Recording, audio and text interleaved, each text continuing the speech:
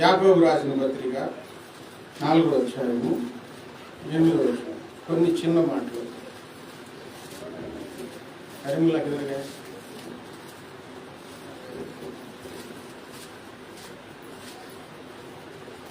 యాకోబు రాసిన పత్రిక 4వ అధ్యాయం 8వ వచనం. దేవుని యొద్దకు రండి, అప్పుడు ఆయన మీ యొద్ద కూర్చును అని యాకోబు గారు చెప్తున్నారు. ఎవరికి చెప్తున్నారంటే విశ్వాసులతోనే చెప్తున్నారు. ఇప్పుడు మీ అందరు ఎక్కడ ఉన్నారు? మీ అందరు ఎక్కడ ఉన్నారు? దేవుని దగ్గరే ఉన్నారు కదా. ఇప్పుడు మిమ్మల్ని దేవుని దగ్గరికి రండి అంటే ఎట్లా ఉంటుంది? ఇక్కడే ఉన్నాగా భాష గారు అంటారు. మేము ఇక్కడే ఉన్నాగా, దేవుని దగ్గరికి వచ్చాగా అని అంటారు. రక్షించబడిన వారికి, విశ్వాసులకు దేవుని దగ్గరికి రండి అని అంటున్నాడు. ఏంది ఇదే వాక్యం చాలామంది సేవకులు రకరకాలుగా వర్ణించారు. ఈరోజు ఈ వాక్యం ఈ వర్ణనతో మీ వద్దకు వస్తుంది. ఈ వివరంలో విశ్వాసులారా దేవుని దగ్గరికి రండి. మీరు దేవుని దగ్గరికి వస్తే అప్పుడు ఆయన మీ వద్దకు వస్తాడు. వినండి, వాక్యం వినండి. ఎందుకు చెప్తున్నాడు? దేవుని దగ్గరికి రాని వాళ్ళకి చెప్తే అదొక మాట. దేవుని దగ్గరికి రండి అని చెప్తే అదొక సందర్భం. ఇక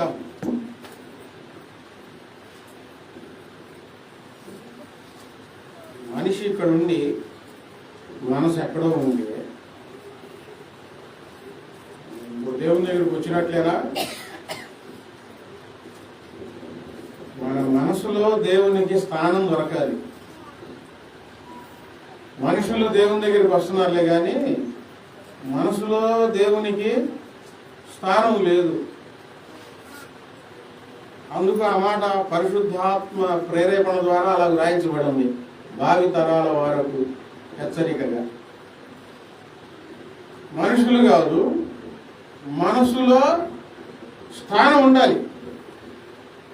పాత నిబంధనలో జరిగిన కొన్ని సంఘటనల్లో ఒక సంఘటన. మందిరానికి వస్తే దేవుని దగ్గరికి వచ్చినట్లేగా.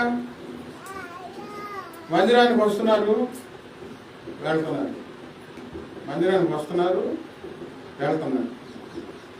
దేవుడు కొన్ని రోజులు చూసి,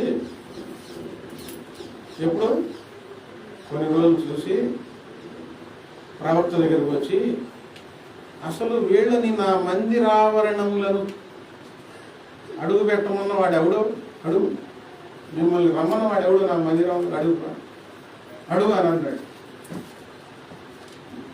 మందిరానికి వస్తున్నారు, వెళుతున్నారు. దేవుడు ఏం చెప్పాడు? నా మందిరావరణములు తొక్కవల్లని మీకు చెప్పిన వాడెవడు, రమ్మన్న వాడెవడు? మందిరానికి రండి అంటే బాగుండదులే కానీ మందిరానికి వచ్చేవాడిని ఎవడు రమ్మన్నాడంటే అదే ఎలా ఉంటుందండి? చాలా బాధాకరంగా ఉంటుంది కదా. ప్రవక్త గారు వెళ్ళి ఈ మాట చెప్పారు, మందిరానికి మిమ్మల్ని రమ్మన్న వాడు ఎప్పుడు అని. వాళ్ళు ఏం చేశారు?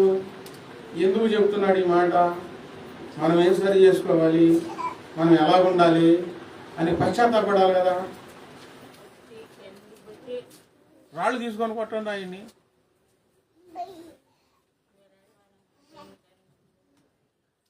వెలుగుతుంది రెండు పోయింది, ఆయన్ని వెలిగింది. 10 బల్బులు ఇక్కడ ఎందుకు పెట్టలేదంటే కరెంటు బిల్లు ఎక్కువైతేనే పెట్టాం. ఈ 5 బల్బులు టెస్టింగ్ కోసం పెట్టాం. పాపం అమ్మాయి ఒక నెల కరెంటు బిల్లు ఆయమ్మాయి కట్టుకుంటాం, మా మీద కూడా చెప్పటం. దేవుని కోసం ఖర్చు పెడతాం. ఈ రోజు వరకు దేవుడు అమ్మాయికి ఏం తక్కువ చేయాలి. కావాలంటే అడగండి, తర్వాత చెప్పింది వివరంగా.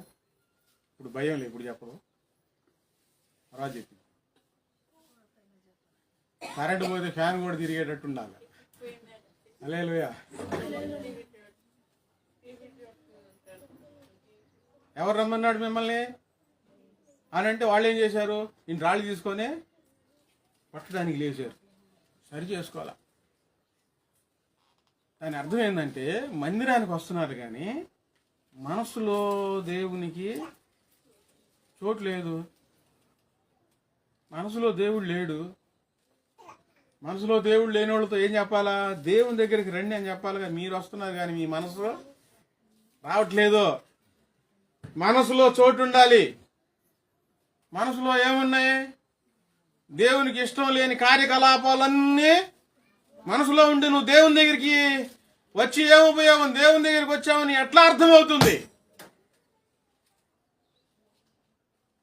అందుకని ఆయన చెప్పాడు మర్మంగా, దేవుని యొద్దకు రండి, అప్పుడు ఆయన మీ యొద్దకు వస్తాడు. మనసులో చోటు ఇవ్వండి, వస్తాడు ఆయన. మనసులో చోటు ఇవ్వకుండా మీరు ఎన్నాళ్ళు వచ్చినా ఏం ఉపయోగం? ఆయనకు మనసులో చోటు కావాలి. ప్రభువా, నీకు ఇష్టం లేని అన్నీ నేను తీసేస్తున్నానయ్యా, నువ్వు ఉంటే నాకు చాలు ప్రభువా, ఇంకేమీ నాకు అవసరం లేదు నాయన అని నిజంగా ప్రార్థన చేసుకుంటే జన్మ నేను వచ్చేస్తాడు. నా బిడ్డ పిలుస్తూ ఆయన వచ్చేస్తాడు. మనసులోని ఆయన వస్తే ఏం జరుగుతుంది? జీవితం వెలుగుమయం అవుతుంది. ఏ స్థాయికి వెళ్ళాలో మన జీవితం ఆ స్థాయికి చేరుకుంటుంది. ఎంతకాలం దేవుని దగ్గరికి వచ్చినా దేవుడు నీ యొద్దకు రావట్లేదంటే కారణం నీ మనసులో ఆయనకు నీవు చోటు ఇవ్వడం లేదు.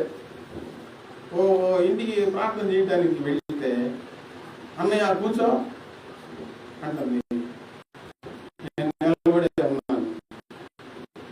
వింటున్నాన్నయ్య కూర్చో అన్నయ్య అంటుంది, నేను నిలబడే ఉన్నాను. 3-4 సార్లు చెప్పింది, ఏడ కూర్చోవాలమ్మా అన్నా. అయ్యో కుర్చీ వేయలేదు అని చెప్పి అప్పుడు వచ్చి కుర్చీ వేస్తాను. కుర్చీ వేయకుండా కూర్చో కూర్చో కూర్చో అంటుంది నన్ను. నేను ఏడ కూర్చోవాలా? ఏడమ్మా కూర్చునేది అంటే గట్టిగా అయ్యయ్యో అని అప్పుడు కుర్చీ వేసేది. నువ్వు దేవుని దగ్గరికి వచ్చి దేవారా దేవారా అయ్యా నా రోజు మసలానికి రా పిలుస్తున్నా, చోటు ఇవ్వకుండా ఎట్లా ఆయన వస్తాడు నీ దగ్గరికి? దేవుని దగ్గరికి వచ్చే నీవు నీ మనసులో ఆయనకు చోటిస్తే ఆయన నీ యొద్దకు వస్తాడు. 2, దేవుని యొద్దకు వచ్చి ఏం చేయాలి?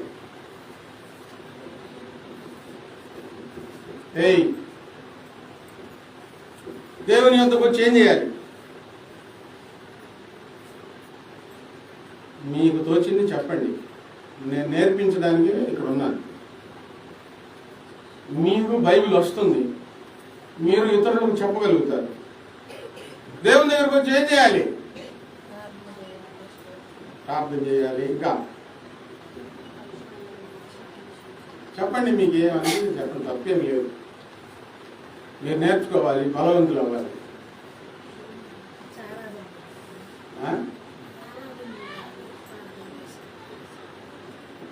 దేవుని దగ్గరకు వచ్చి ఏం చేయాలి? వినపట్ల గట్టి చెప్పండి. దేవుని గురించి తెలుసుకోవాలి. నాకేమో సాంబార్ చేయాలన్నట్టు వినపడుతుంది. దేవుని గురించి మంచి మాట, చాలా మంచి మాట. ఇంకా ఏం చేయాలి? దేవుని దగ్గరికి వచ్చి వాళ్ళ మీద వీళ్ళ మీద నెమలేయాలి, ముచ్చట్లు పెట్టుకోవాలా. దేవుని దగ్గరికి వచ్చి వాళ్ళకి వెళ్ళి చూస్తా ఉండాలా ఏం చేస్తున్నారని. మంచి మాట ఒకటి చెప్పారు, దేవుని గురించి తెలుసుకోవాలని. అలా ఉంచండి. మార్క్స్ సువార్త 16వ అధ్యాయం 16వ వచనం. నమ్మి బాప్తిసం పొందినవాడు రక్షించబడును, నమ్మని వారికి శిక్ష విధించబడును. మొదట మనం దేవుని దగ్గరికి రావాలి. దేవుని దగ్గరికి వచ్చి ఏం చేయాలంటే దేవుని మాటను నెరవేర్చాలి, దేవుని మాట వినాలి. దేవుని మాట వినకుండా, దేవుని మాటలు నెరవేర్చకుండా దేవుని దగ్గరికి వచ్చి ఏం ఉపయోగం? అందులో ఈ నూతన నిబంధనలో మనం చేయవలసిన పని ఏంటంటే దేవుని దగ్గరికి వచ్చిన వారము నమ్మి బాప్తిసం తీసుకోవాలి. దేవుని దగ్గరికి వచ్చి ఏం చేయాలి? బాప్తిసం తీసుకోవాలి. ఊరక ఆ మాటలు ఈ మాటలు బడాయి మాటలు చెప్పడం కాదు. నమ్మాలి, నమ్మి బాప్తిసం తీసుకోవాలి. యేసుప్రభువు వారు చెప్పారు అన్నమాట, నమ్మి బాప్తిసం పొందేవాడు రక్షించబడును అని. మన దగ్గరికి వచ్చిన వారికి ఎక్కడైనా ఏ మందిరంలో అయినా ఏం చెప్తారంటే బాప్తిసం తీసుకోమనే చెప్తారు. తీసుకోవద్దని ఎవరు చెబుతారు? ఈ మధ్య ఇక్కడ ఒకటి చెప్పారు, నేను చెప్పలే బాప్తిసం తీసుకోమని, నువ్వు వస్తా ఉండని చెప్పారంట. బలవంతం లేదు, నీ మనసులో నిశ్చయించుకొని తీర్మానం చేసుకొని ఇక నేను నూతన జీవితం జీవించాలి, మంచిగా ఉండాలి, దేవునితో జీవించాలని నువ్వు నిశ్చయించుకొని బాప్తిసం తీసుకోవాలి. ఖచ్చితంగా తీసుకోవాల్సిందేనంటే దేవుడు చెప్పారు కదా, ప్రభువు చెప్పారు కదా బాప్తిసం తీసుకోవాలని. ఆయన కూడా తీసుకున్నారు బాప్తిసం, ఆయన కూడా బాప్తిసం తీసుకున్నారు. ఖచ్చితంగా తీసుకోవాలి.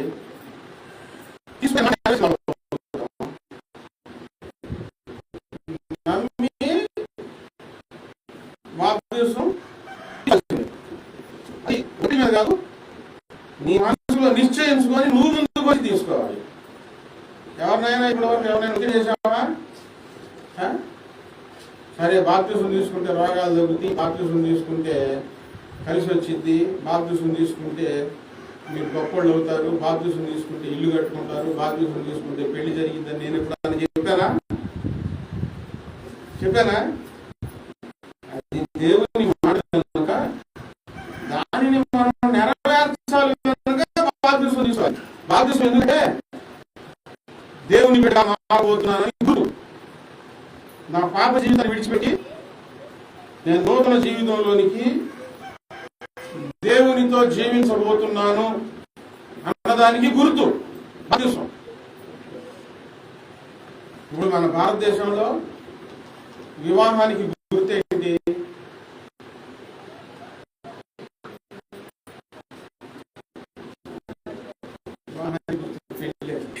పెళ్ళి అంటే వివాహం. తాళి అంత విలువండి.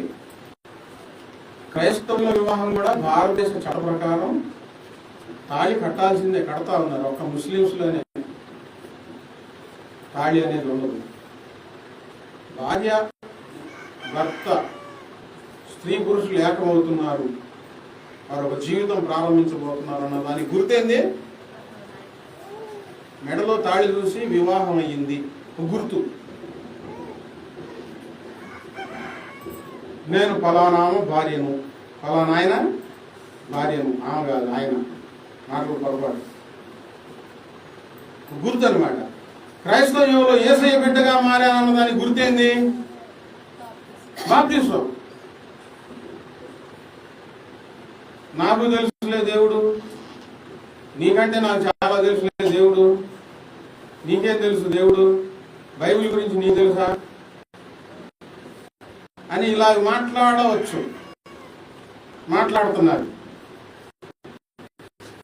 బైబిల్ గురించి చాలా తెలిసిన వాళ్ళు ఏం చేస్తారంటే ముందు అర్జెంటుగా బాప్తిసం తీసుకోండి.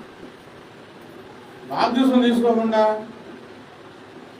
దేవుడి గురించి నాకు తెలుసులే, నా గుండెల్లో ఉండాళ్లే, నీకంటే ఎక్కువ నేను చేస్తాలే దేవునికి ప్రార్థన అన్నాడు. గుండె పోయాల కత్తి తీసుకొచ్చి చూపి దేవుడిని గుండెలో ఉండాడేమని పోయాల. పిచ్చి మాటలే ఏమో. దేవుడి దగ్గరికి వస్తే నువ్వు దేవునికి మనసులో చోటిస్తే వెంటనే చేసే కార్యక్రమం ఏంటంటే చెప్పండి ఏంటంటే బాప్తిసం. కాదు, మనసు మారుతాం. మతం ఎలా ఉండిద్ది మారడానికి?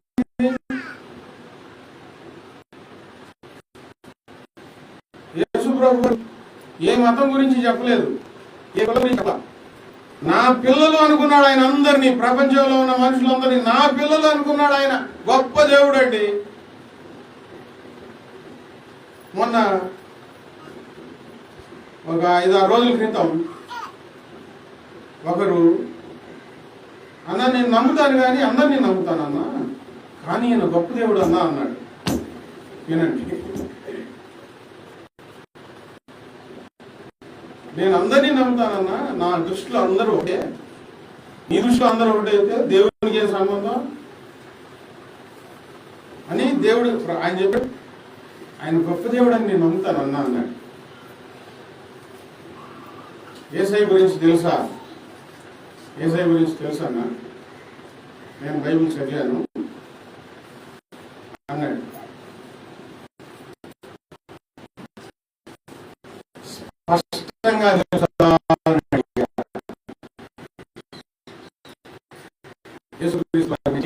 స్పష్టంగా తెలుసా?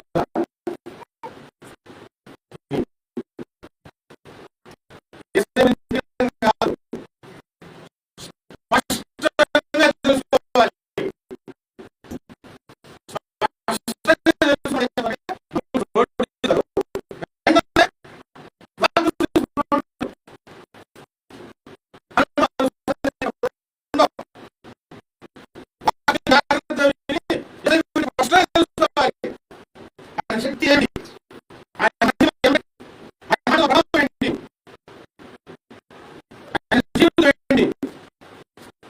స్పష్టంగా తెలియనివాడు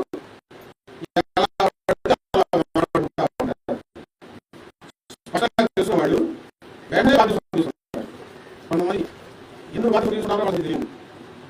మార్చుకొని మనసులో చోటు ఇవ్వడం కోసం ఇక ఈ జీవితం దేవునికి అంకితం. అర్థమైందా?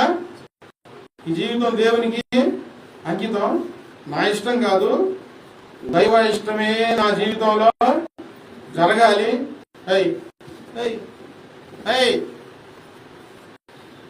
అని ఒక నిర్ణయం బాప్తిసం. ఈ భూమి మీద దేవునితో కలిసి జీవించడం కోసం ఒక ముద్ర బాప్తిసం. పోయిన వారమైనా బాప్తిసం ఇచ్చింది అమ్మాయికి. బాప్తిసం ఇచ్చేటప్పుడు చేపిస్తాం కదా, జీవితం అంతా దేవునితోనే కొనసాగుతారంటే జీవితం అంతా ఆమె సపరేట్గా చెప్పింది. జీవితం అంతా దేవునితో కొనసాగుతాను. ఆదివారం మందిరానికి వస్తావా అంటే మధ్యలో క్రమకూడికలు ఉండి గట్టిగా చెప్పింది. గట్టిగా ఏమనిపించిందండి, నా మనసు ఉప్పుకొని పోయింది.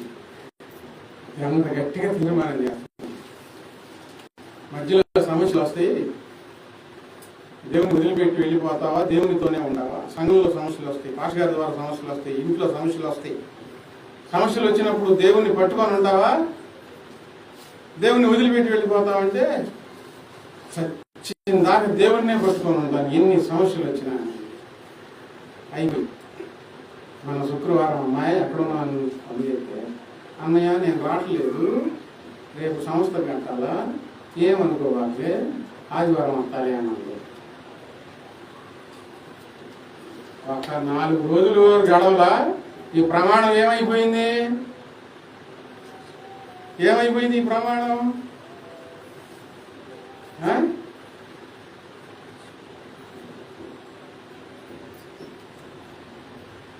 కష్టమైన నష్టమైన బాధ్యతం చేసుకున్న వాళ్ళు క్రమకూడికలకు హాజరవుతా ఉంటే దేవుడు ఆశీర్వదిస్తాడు. దేవుడు ఇయ్యాలా?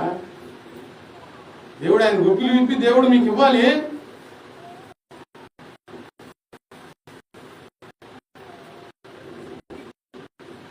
దేవుడు ఇవ్వకపోతే ఎలా జీవనం పడతారు?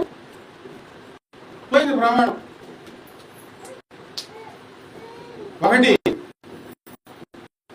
దేవుని యొద్దకు రావడం అంటే మనసులో దేవునికి అనుకోవాలి. 2, దేవుని ఏం చేయాలి? బాప్తిసం తీసుకోవాలి. 3, బాప్తిసం తర్వాత ఏం చేయాలి చెప్పండి? అందరు తొందరగా చెప్తే అందరికి వాక్యం. నేను పెందలాడే వచ్చాను, పెందలాడే ముగించాను. వాక్యం కూడా ఎక్కువ చెప్పట్లేదు, కొంచెం వాక్యమే చదువుకోవాలి. బాప్తిసం తీసుకొని ఏం చేయాలి?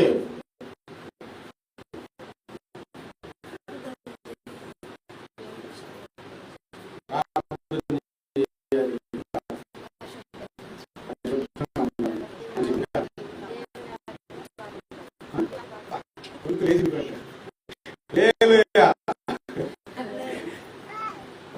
మాట. దేవుని తీసుకోవాలి. ఇంకా మంచి దేవుని జీవించాలి. స్పష్టంగా లూకా సువార్త 3వ అధ్యాయం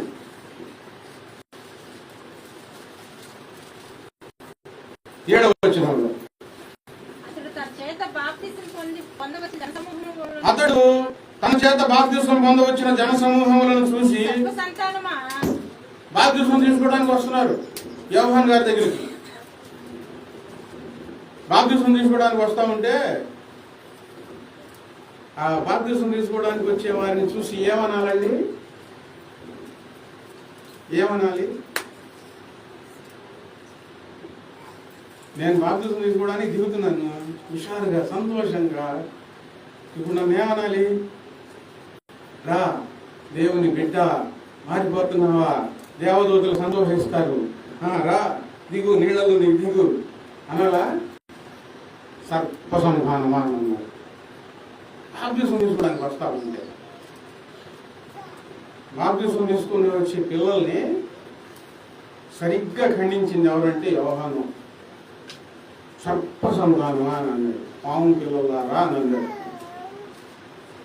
ఏ సంతానం? ఈ సర్ప సంతానం ఏం చేయడానికి వచ్చారు? బాప్తిస్మం తీసుకోవడానికి వచ్చారు.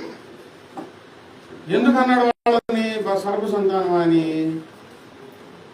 ఎందుకన్నాడు? వాళ్ళ గురించి యోహానుకి బాగా తెలుసు. బుద్ధి మంచిదే కానీ గుణం గుడిచేటు. గుణం మంచిది కాదు, బుద్ధి మంచిదే, గుణం గుడిచేటు అని సామెత ప్రకారం ఏదో ఉద్ధరించాలి, బాప్తిస్మం తీసుకోవాలి, చేయాలని వస్తారు. కానీ వీళ్ళు ఏ సంతానం? సర్ప సంతానం. సర్ప సంతానమా? రాబోయే ఉగ్రతను తప్పించుకోవడం కోసం నీకు బుద్ధి చెప్పిన వాడు ఎవడు అసలు? ఇప్పుడు వీళ్ళని కాదు, ఇంకొకటి కూడా తిడుతున్నాడు. తిట్టడం కాదు, మెచ్చుకుంటున్నాడు. అక్కడ బుద్ధి వచ్చే వాళ్ళకి బుద్ధి చెప్పొచ్చు. అర్థం చేసుకోండి. బుద్ధి రావాలి బుద్ధి చెప్పినా మనం గడ్డి తింటమే. బుద్ధి వచ్చే వాళ్ళకి నేర్పించి గద్దించి సరైన దారిలో పెట్టొచ్చు, గాడిలో పెట్టొచ్చు. ఈ సర్ప సంతానం ఉంటారు, పాము పిల్లలు. వీళ్ళకి బుద్ధి రాదు. దేవుని దగ్గరికి వచ్చి బుద్ధి లేని పనులు చేస్తా ఉంటే ఏం సంతానం అనాలి వాళ్ళని? దేవుని దగ్గరికి వచ్చి అన్ని పాడు పనులు చేస్తా ఉంటే దేవుని దగ్గరికి వచ్చేది ఎందుకు? దేవుడు నీ దగ్గరికి ఎట్లా వస్తాడు? నువ్వు అడిగిందల్లా ఎలా ఇస్తాడు? నువ్వు కోరుకుందల్లా ఏం చేయగలుగుతాడు?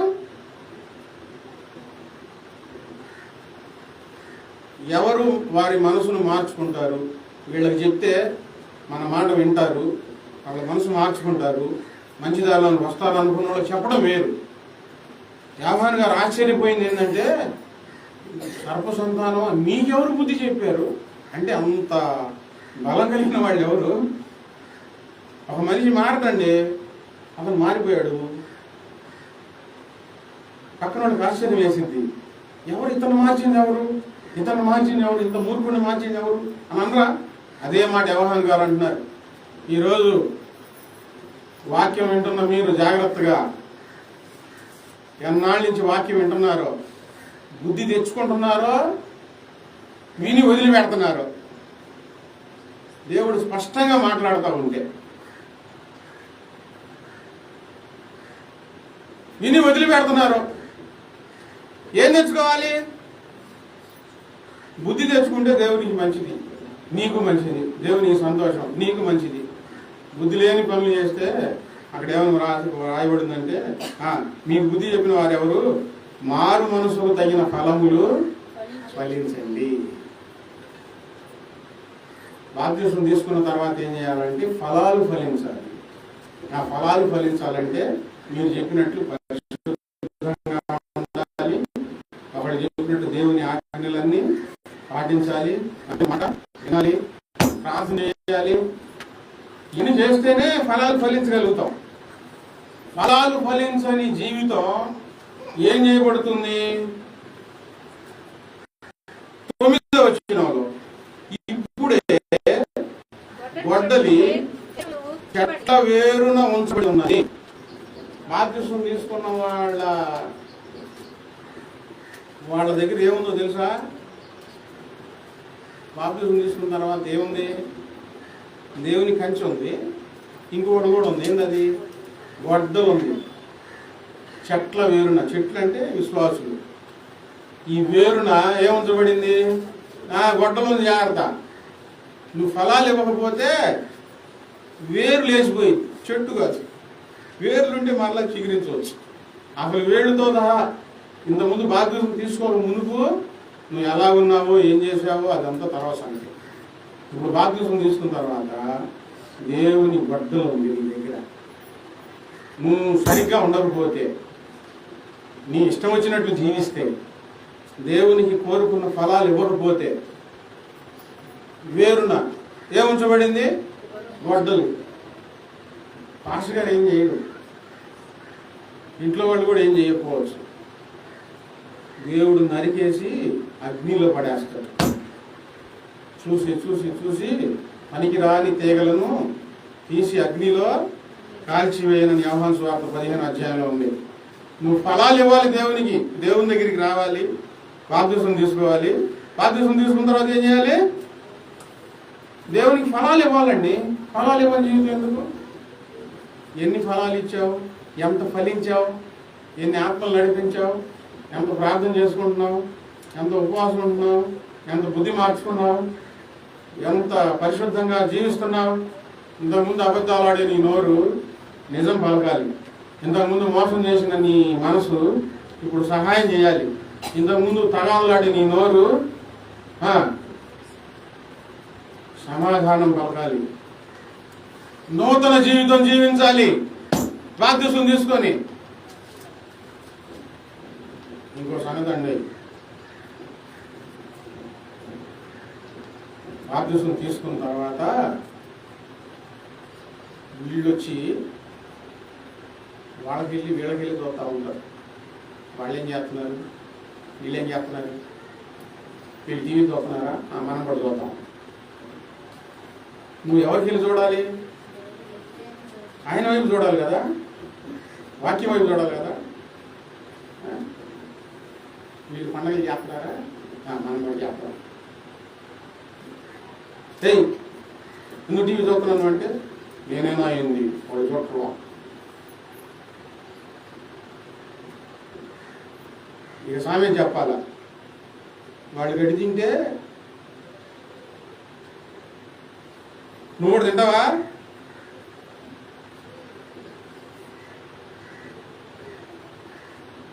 నువ్వు ఫలం ఫలించాలి. దేవుడు చూసినంత కాలం చూసి చెట్టు నరికేస్తాడు ఫలించకపోతే. చెప్పండి ఏంటి? నరికేస్తాడు, నరికి అగ్నిలో పడేస్తాడు. మనలో ప్రతి వారము ఆయనకు లెక్క అప్పచెప్పవలసి ఉన్నది.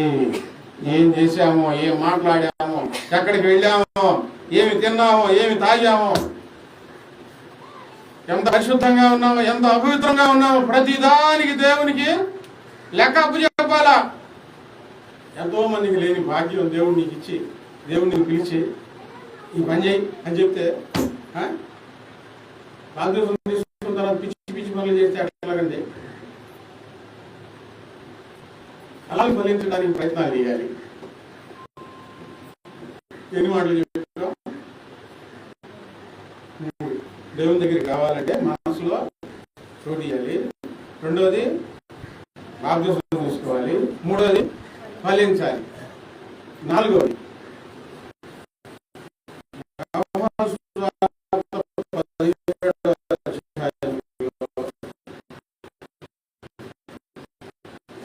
తిమోతికి రాసిన నీవు నాకు ఇచ్చిన పని అంతా నేను చేసి ముగించా అని చెప్పారు. అదే పౌలు గారు అదే వాడు బైబిల్లో చెప్పాడు, మంచి పోరాటం పోరాడాను, నా పరుగు కడత ముగించాను. మంచి పోరాటం పోరాడి నా పరుగు ముగించాను. ప్రతి వారికి దేవుడు తీసుకున్న ప్రతి వారి ప్రభు గారు జీవితాన్ని అప్పచెప్పుకుంటే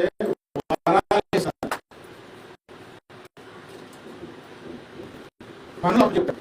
ఆ పని మనం ప్రారంభించి చేసి అంతం వరకు సహించుకొని ముగించాలి. దేవుడు మనకు అప్పచెప్పిన పనిని ఏం చేయాలి? ప్రారంభించి ముగించాలి.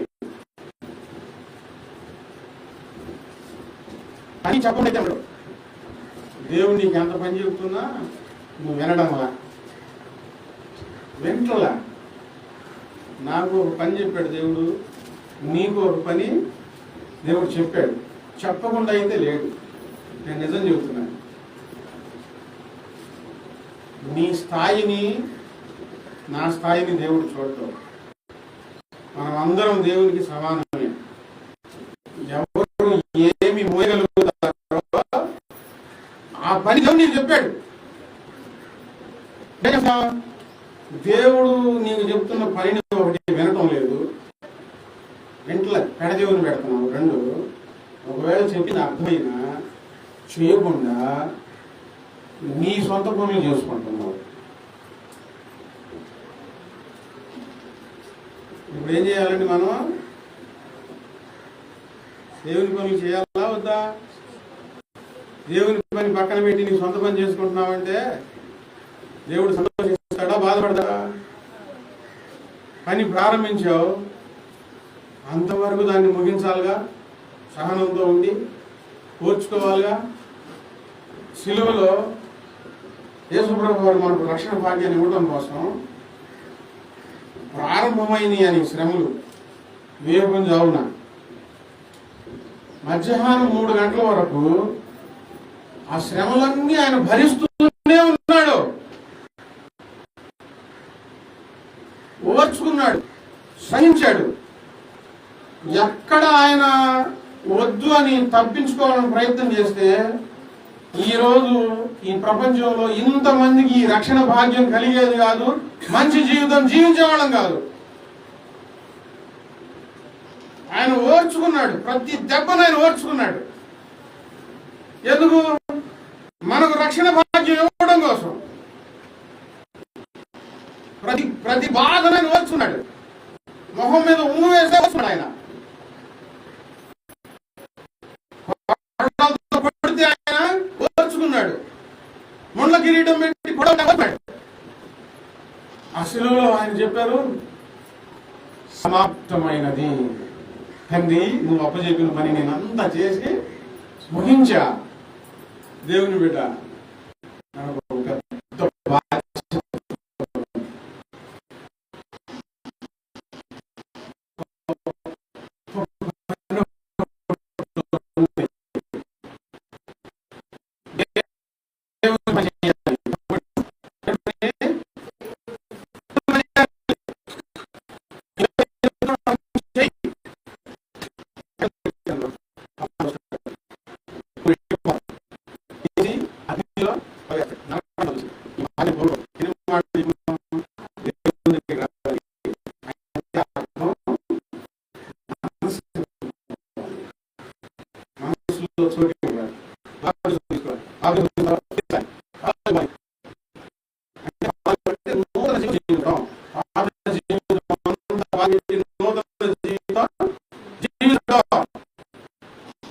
ఆలోచించుకో. ఒకప్పుడు నేనేం చేశాను, ఇది చేయాలి అని ఆలోచించుకో. ప్రారంభించిన ఈ పని అంతం వరకు ఓర్చుకొని ముగించాలి. ఆయన ఓర్చుకున్నాడు, నువ్వు కూడా ఓర్చుకోవాలా. సాతాను శోధనలు పెడతా ఉంటే, పెడతా ఉంటే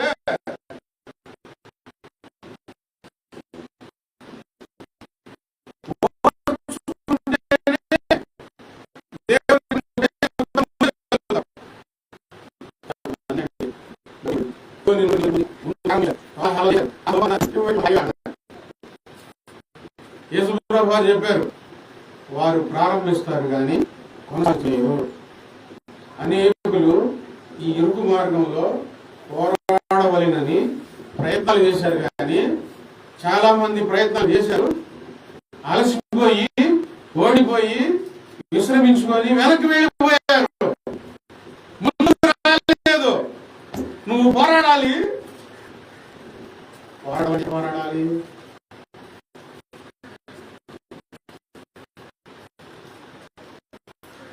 ఇంట్లో కాదు, పోరాటం. బయట అంతా తీసుకొచ్చి ఇంట్లో బలహీనుల మీద, తిరగబడలేని వాళ్ళ మీద, ఆడవాళ్ళ మీద పోరాటం.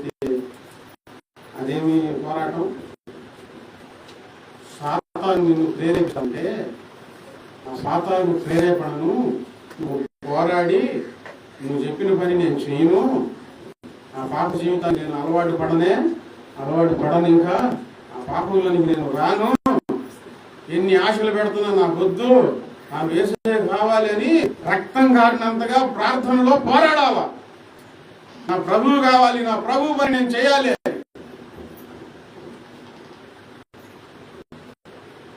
నచ్చి మీద పోరాటం కాదు, పోరాడి జయించి అంతవరకు కొనసాగాలండి. ఎంత పని ఆపేసేసారు. దేవుడు ఎన్నిసార్లు నేను దర్శించాడో, దేవుడు ఎన్నిసార్లు మాట్లాడాడో, ఏ మాటలు మాట్లాడినా ఎందుకు ఆలకించలేదో, ఎందుకు ఆపేశావో, ఎందుకు నిర్లక్ష్యం చేశావో. ఇప్పుడు ఈ అన్ని మాటలు ఎందుకు చెబుతున్నాం?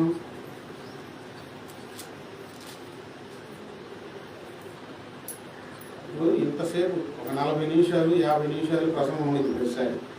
ఏ ప్రసంగంలోనైనా మీ తోడ్పాటు కోసం, మీ ప్రోత్సాహం కోసం, మీరు ముందుకు రావడం కోసం, దేవుని కోసం నిలబడటం కోసం వాక్యాలు ఉంటాయి. వాక్యం విని ఏం చేయాలి? ఈరోజు 4 సంగతులు. దేవుని దగ్గరికి వస్తున్నావు కానీ మనసులో చోటు దొరకాలి, బాప్తిసం తీసుకోవాలి, ఫలించాలి, దేవుడు చెప్పిన పని చేసి ప్రారంభించి ముగించాలి. లూకా సువార్త 18వ అధ్యాయం 34వ వచనం. లూకా సువార్త 18. వారు ఈ మాటలలో ఒక్కటైనను గ్రహింపలేదు. ఈ సంగతి వారికి మరుగు చేయబడిన కనుక ఆయన చెప్పిన సంగతులు వారికి బాధపడలేదు. ఈ మాట కూడా వినండి. ఎంత చెప్పినా యేసుప్రభువు వారు ఆ చెప్పిన సంగతులన్నీ బాధపడలేదంట. మనసులోకి ఎక్కలా. ఈరోజు వాక్యం ఎంత అర్థం చేసుకున్నావు? ఈరోజు వాక్యం నీకు ఎందుకు అర్థం కాలేదు? మనసులో నీకు చేర్చుకోదా?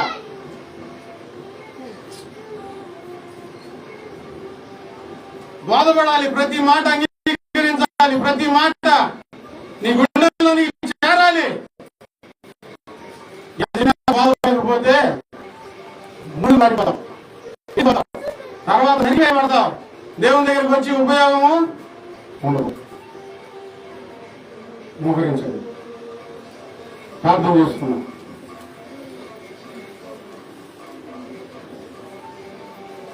దేవుడు చెప్తున్న సంగతులన్నీ నీకు బాధపడకపోవడానికి కారణం నీ మనసులో దేవునికి చోటు లేదు.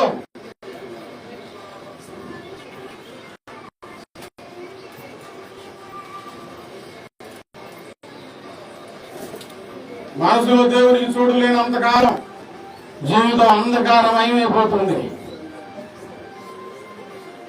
అంధకారమయమైపోతుంది జీవితం. అందరూ విన్న వాక్యాన్ని బట్టి ప్రార్థన చేసుకోండి.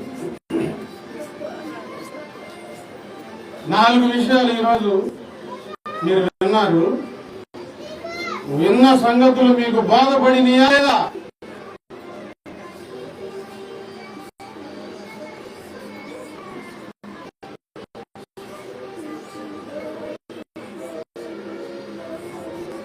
ప్రార్థన.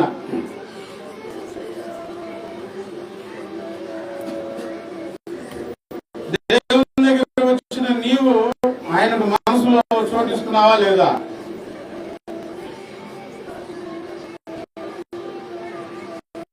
మనసులో చోటు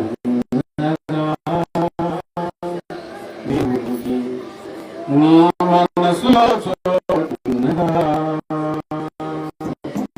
మనసులో చోటున్నదా దేవునికి? నీ మనసులో చోటున్నదా? దేవునికి మనసులో చోటు లేనంతకాలం ఎంత భక్తి చేసిన ఉపయోగం ఉండదు. దేవుడి పిల్లలారా, ఈ రోజు నుంచి అయినా ఒక ప్రత్యేకమైన ఒక నూతనమైన భక్తి ప్రారంభించు. ఎందుకు ఎంత ప్రార్థన చేసిన సమస్యలు, ఎంత ప్రార్థన చేసినా ఎందుకు ముందుకు పడేస్తారు? ఎన్నాడు దేవుని వచ్చిన వాక్యం ఎందుకు నీకు అర్థం కావట్లేదంటే ఆయన చెప్పిన సంగతులన్నీ వారికి బోధపడలేదు, మనసులో చోటు లేదు. ప్రార్థన ప్రార్థన వాక్యం కొరకు ప్రార్థన.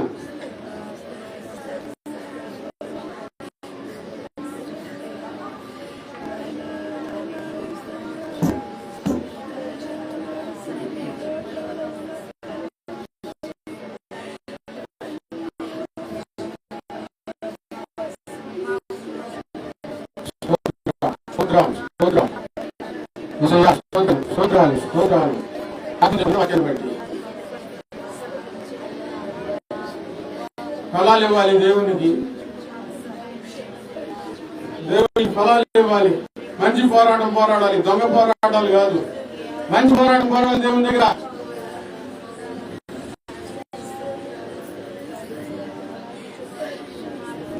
దేవుడు ప్రేమించి నీకు ఆయుష్ను ఇస్తుంటే, దేవుడు ప్రేమించి నీకు సంపదలు ఇస్తా ఉంటే, దేవుడు ప్రేమించి నీతో మాట్లాడుతూ ఉంటే, దేవుడు ప్రేమించి నిన్ను హక్కును చేర్చుకుంటా ఉంటే నువ్వు ఆయన మోసం చేస్తున్నావు కదా?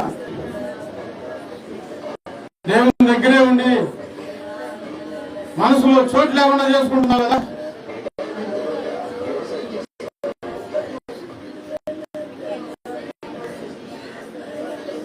అందరూ ప్రార్థన చేసుకోండి.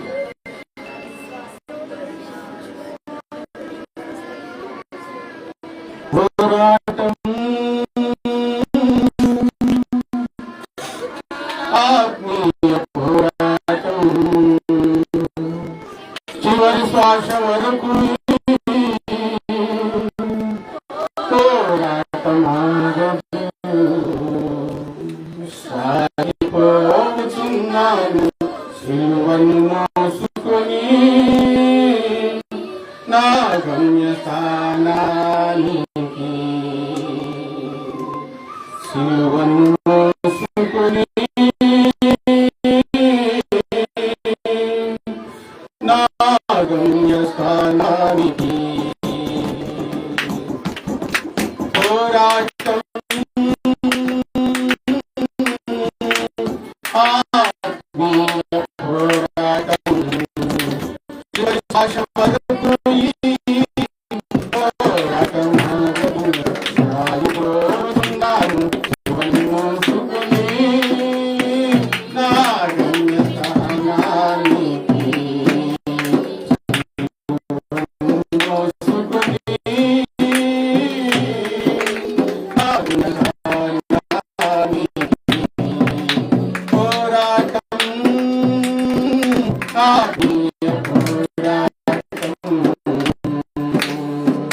చివరి శ్వాస వరకు పోరాటం ఆగదు.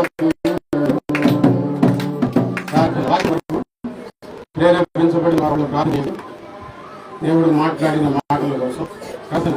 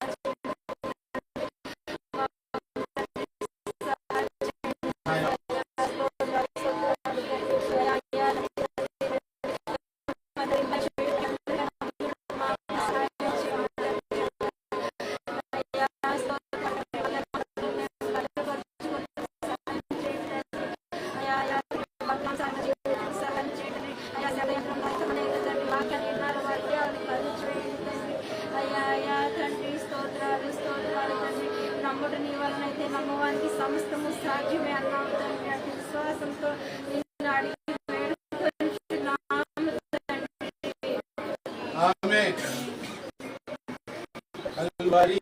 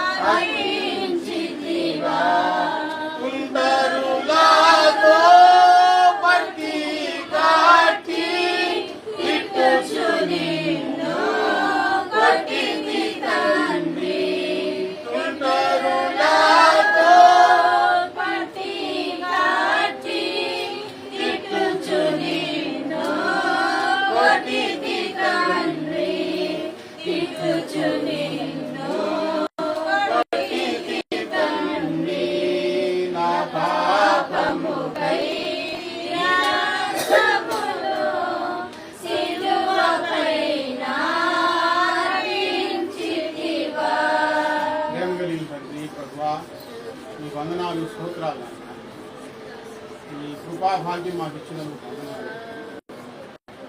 ఈ బలయంతో చేరి మీ మరణాన్ని మేము జ్ఞాపకం చేసుకుంటున్నాం. మా కొరకు మీరు అనుభవించిన మరణానుభవాలను జ్ఞాపకం చేసుకుంటున్నాం. నేను స్తుతిస్తున్నాను. ఆయన మా కొరకే మీరు అనుభవించారు. చాలా బాధపడ్డాడు.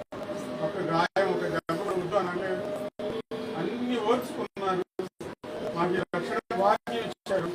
ఈ వాళ్ళ చుట్టూ మొక్కల వల్లే చేశారు. ఈ మధుకిన ఈ కృప ఈ భాగ్యం పక్క ఈ వందనాలు తెలియజేస్తున్నారు. యేసయ్య నామంలో ప్రార్థించి మీ వలలో పాలిభాగం అవుతున్నాము. నేను మీకు అప్పగించిన దాన్ని ప్రభు వల్ల పొందింది. ప్రభు తాను అప్పగింపబడిన రాత్రి ఒక రొట్టెను పట్టుకొని స్తుతులు చెల్లించి, ఇది మీ వరకు వినబడిన నా శరీరము, నేను వచ్చే వరకు చేయడం చెప్పాను. ప్రభు శరీరాన్ని సాదృశ్యమైన రొట్టె స్తుతులు చెల్లించుకున్నాను. మీ వందనాలు, స్తోత్రాలయ్యా. ఈ రొట్టెను మేము చూసినప్పుడు మీరు సెలువులో నలగొట్టబడిన విధానమును జ్ఞాపకం చేసుకుంటున్నాం.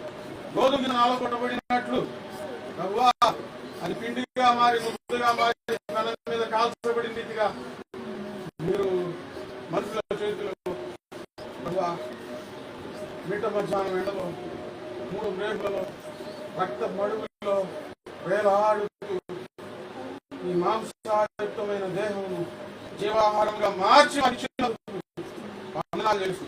యేసయ్య నామములో స్తుతించి ఈ మీ శరీరంలో పాల్గొంటున్నాము. ప్రభు పిల్లలు ప్రతి వారు భయముతో అణుకుతో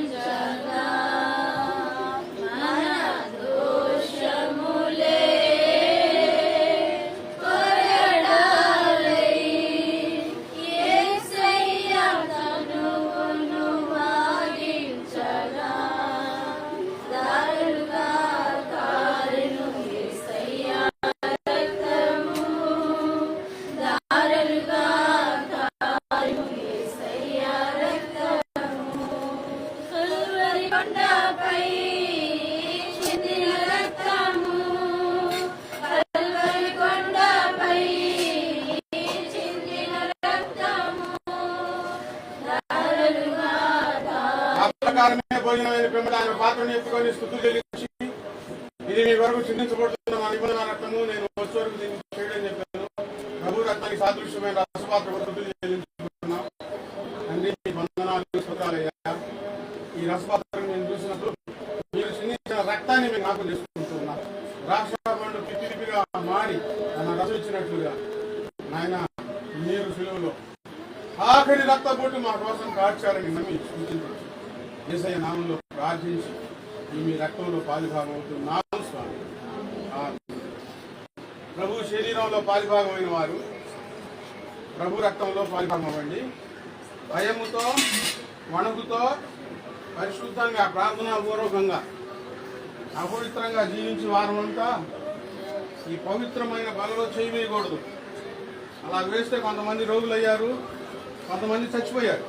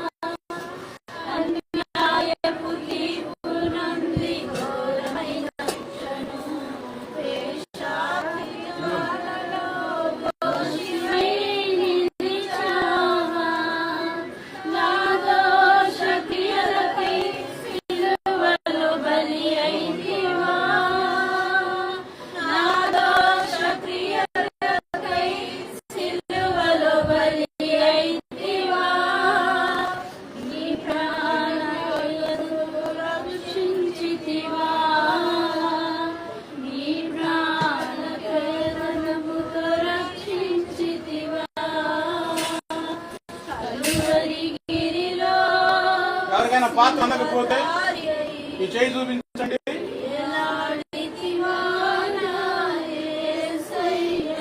మీ వందనాలు స్తోత్రాలు నాయన. పాలిభాగమైన బిడ్డలందరినీ బట్టి స్తోత్రాలు. ఎవరైనా లోపంతో పాలిభాగమై ఉంటే క్షమించి వారి మనోనేత్రాలు కరండి. మీ భయం దయచేయండి. మాకెంత భాగ్యం ఇచ్చినందుకు పొందుతున్నారు. మాకు యోగ్యత లేదయ్యా. అతి పరిశుద్ధమైన మీ శరీరంలో మీ రక్తంలో పాలిభాగం అయ్యే ధన్యత మాకు ఇచ్చారు. వచ్చేవారు మీ చిత్తమైతే ఇంకా అధికంగా ఈ ఆరాధన జరుపుకోవడానికి సహాయం చేయండి. యేసయ్య నామంలో ప్రార్థించి ఇవి ముందుకు సాగుతున్నాము.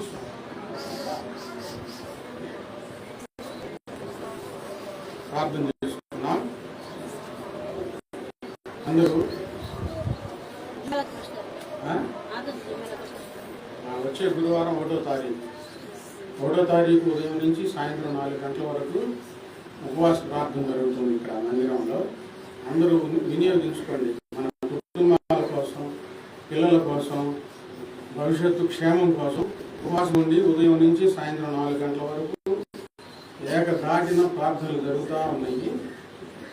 తప్పకుండా సంగతులందరూ తప్పకుండా రావాలి. మీతో వచ్చేటప్పుడు ఎవరికైనా దయ్యాలు పడితే, ఎవరికైనా బాగలేకపోతే, ఎవరైనా సమస్యల్లో ఉంటే వారిని తీసుకొని రండి. ప్రార్థనలో దేవుడు బాగు చేస్తాడు, సహాయం చేస్తాడని. అందరూ మనం ప్రార్థన చేసుకున్నాం. అందరూ పిల్లల కోసం ప్రార్థన చేయండి. మన పిల్లల కోసం మనం చేసుకున్న ప్రార్థనే మన పిల్లల భవిష్యత్తు.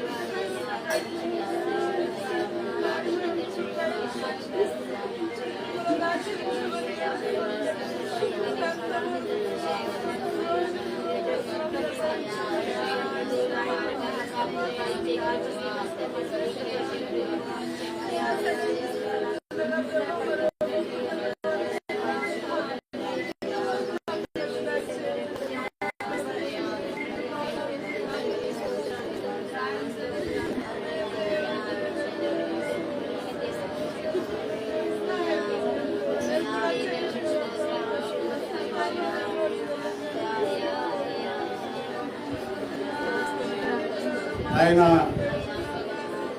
మీరు కాపాడకపోతే మా పిల్లల క్షేమం మేము చూడలేము.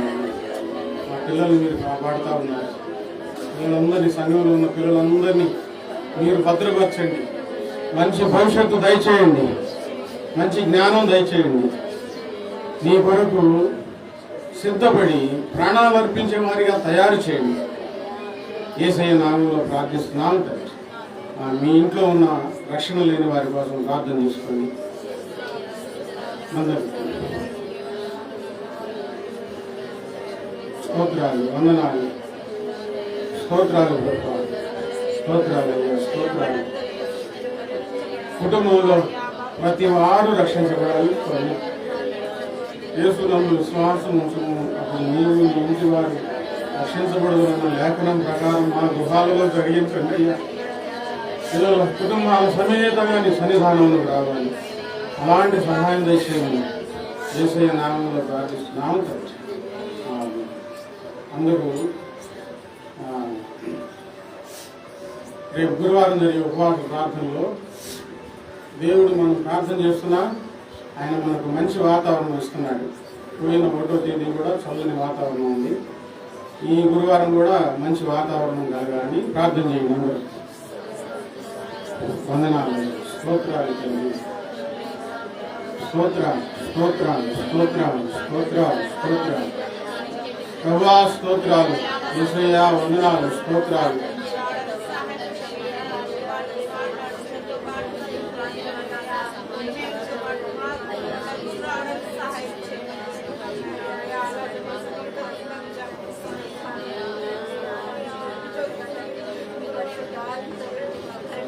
స్తోత్రాలు ఆయన. 1వ తేదీ ఆరాధన ఘనముగా మీ నామానికి మహిమార్థంగా జరుగుటకు మంచి వాతావరణం దయచేయండి. మీరు మాకు ఏది ఇచ్చినా మేము దాన్ని అనుభవిస్తూ ఉన్నాం స్వామి. ఎలా ఉంచినా మిమ్మల్ని స్తుతించే మనసు మాకు దయచేయండి. అయితే మేము ప్రాధేయపడి బ్రతిమలాడుకుంటున్నాం నాయన. మా ఎందుకు కనికరం ఉంచి చల్లని మంచి వాతావరణం దయచేయండి. యేసయ్య నామంలో ప్రార్థిస్తున్నాము తండ్రి. అందరూ మోకరించండి. మోకరించి చేతులు ఎత్తండి. చివరి ప్రార్థన చేసుకున్నాం. స్తోత్రాలు చెప్పండి అందరూ. స్తోత్రాలు, స్తోత్రాలు, స్తోత్రాలు, స్తోత్రాలు, వందనాలు, స్తోత్రాలు. యేసయ్య ప్రార్థన మోకరించండి.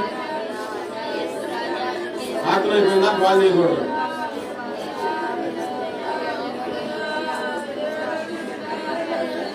స్తోత్రాలయ్యా, వందనాలయ్యా, స్తోత్రాలయ్యా, స్తోత్రాలయ్యా. మహాగణుడవు తండ్రి, మహోన్నతుడవు నాయన, సర్వశక్తిమంతుడవు స్వామి. ఈరోజు మా మధ్యలోకి వచ్చినందుకు స్తోత్రాలు ప్రభా. స్తోత్రాలు, స్తోత్రాలు, స్తోత్రాలు, స్తోత్రాలు, స్తోత్రాలు, స్తోత్రాలు, స్తోత్రాలు. మమ్మల్ని నడిపించినందుకు స్తోత్రాలు, స్తోత్రాలు, స్తోత్రాలు, స్తోత్రాలు, స్తోత్రాలు. మీ మాటలన్నీ వినిపించినందుకు వందనాలు, స్తోత్రాలు స్తోత్రాలు స్తోత్రాలు.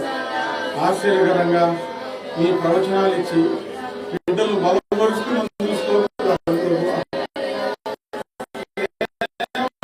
నీ కృప కనికరం లేదు నాయనా. మా సంఘం కనికరించుతున్నందుకు వందనాలు.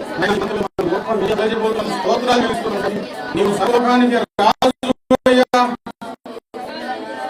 నిన్ను మించిన వారు ఎవరు లేరు నాయన. నీ సమాధానం మా హృదయాల్లో కలగజేస్తున్నందుకు స్తుతిస్తున్నాను. మనలో ఇంకా ఎంతమంది మీ సంకల్పంలో ఉన్నారో వారికి రక్షణ భాగ్యం దయచేయండి, దయచేయండి. సహాయం చేయండి అయ్యా, సహాయం చేయండి అయ్యా. కనికరించమని మీ హస్తాలకు అప్పచెప్పవచ్చున్నాను. వచ్చే వారం వరకు మీ రెక్కల నీళ్ళ భద్రపరచండి. ప్రతి అవాంతర్యమును తొలగించండి. ఈ ఎండాకాలం మా కుటుంబాల్లో చల్లదనం దయచేయండి.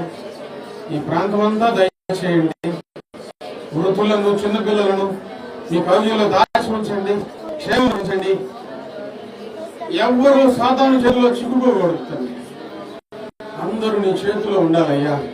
అందరూ నీ సన్నిధిలో ఉండాలి. అందరి సన్నిధానంలో బలము పొందాలి ప్రభువా. అలాంటి సహాయం దయచేయండి. అనేకులు స్వస్థత పొందాలి, అనేకులు సంతోషం పొందాలి, అనేకులు మేలు పొందాలి. అలాంటి కృపా కార్యాలు జరిగించమని మీ హస్తాలకు అప్పచెప్పుకోవచ్చు. యేసయ్య నామములో ప్రార్థించి కూడికను ముగిస్తున్నాను తండ్రి. మన తండ్రి అయిన దేవుని ప్రేమ, ప్రభువైన యేసుక్రీస్తు వారి కృప, పరిశుద్ధాత్మ సహవాసం మనందరూ సదాకాలం కూడా నడిపించును గాక.